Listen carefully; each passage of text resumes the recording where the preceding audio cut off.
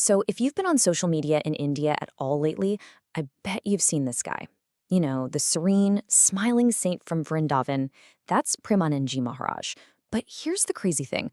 When you go to look him up, things get complicated. You find this whole mix of inspiration, some controversy, and even stories about serious crimes.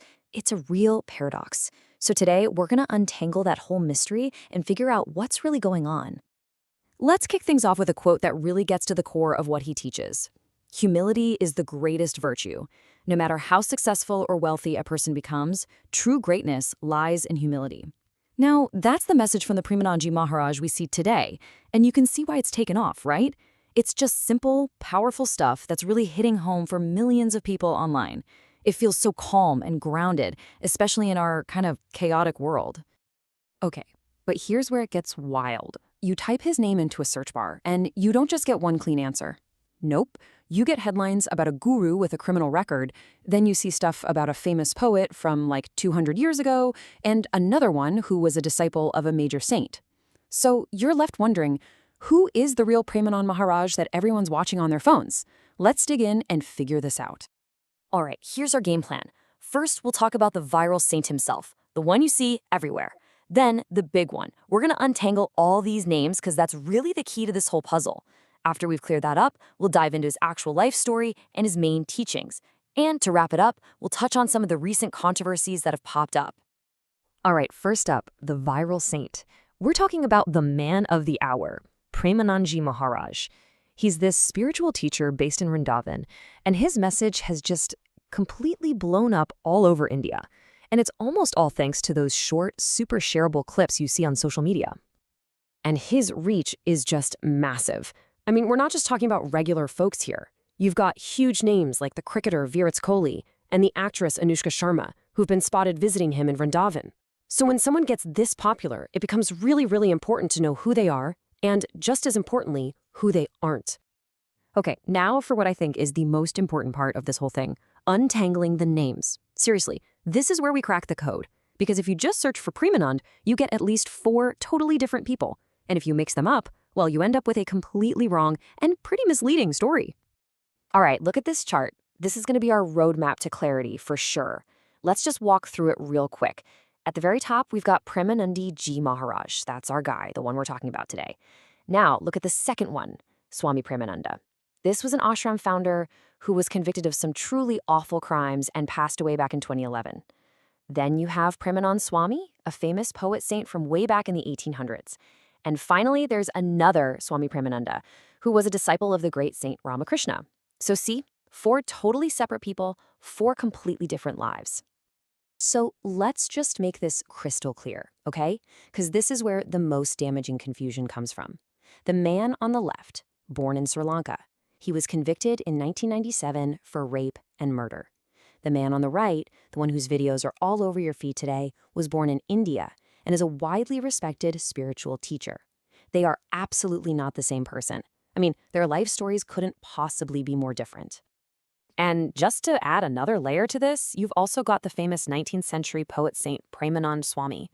We're talking about someone who lived more than 150 years ago. He's famous for writing thousands of devotional songs. So yeah, another totally separate, highly respected historical figure. It's so important to remember these are all different individuals.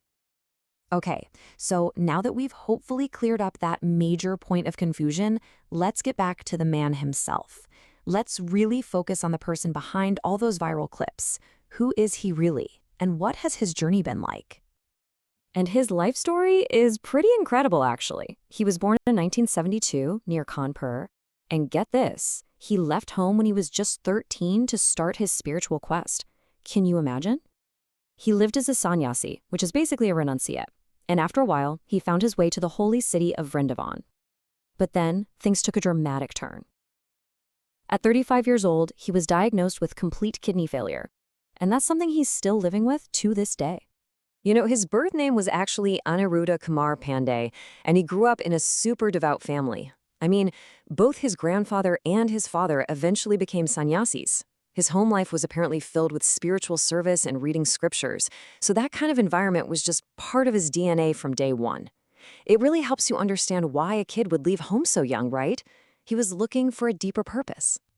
So what is it about his teachings that's really connecting with so many people? What's the secret sauce? Let's break down some of the core lessons that form the heart of his philosophy. Well, according to an analysis by the Times of India, you can really boil his philosophy down to 6 main lessons. These are the big ideas that you hear over and over in his talks, and they seem to be what really hits home for his followers. Okay, number 1 is resilience. I mean, the fact that this man has kept up his daily routine for more than 17 years, all while dealing with a fatal diagnosis, that right there is probably his most powerful teaching. Next up, pure devotion. He talks about this as a constant surrender to a higher power, not just something you do when you need something. Then there's humility, and right alongside that, the idea that arrogance is the enemy, that your ego will always be your downfall. He also really pushes people to find happiness internally, through gratitude, rather than always looking for approval from others. And last but not least, he emphasizes caring for your physical health, things like meditation, spending time in nature, and eating mindfully. Of course, it's not all smooth sailing. Like pretty much any public figure with a huge online audience, some of his words have kicked up a bit of controversy. So for our last section here, let's dive into some of the public scrutiny he's faced. So this is the quote that really blew up online and started a massive debate. It came from this tiny 14-second clip where he says, "Only 4 out of 100 girls are pure." And look, when you just hear that by itself, with zero context, it's shocking. And it's totally understandable why it caused such a stir.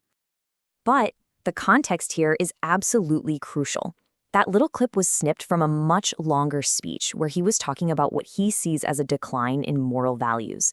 It was actually his answer to a woman who asked him about why marriages are failing. He was talking about his concerns over modern practices like live-in relationships, and he was comparing modern behavior to older ideals of purity. So his bigger point was a call to return to a more traditional morality, not just to make some random inflammatory comment. And this really brings us to a huge challenge we all deal with now, right? From the whole mix-up over his name to the controversy around that one clip, we see just how easily things can get blown way out of proportion and totally stripped of their context online. So we'll leave you with this to think about. In our world of viral clips and snap judgments, how much does context really matter anymore? It's a question that's so much bigger than just one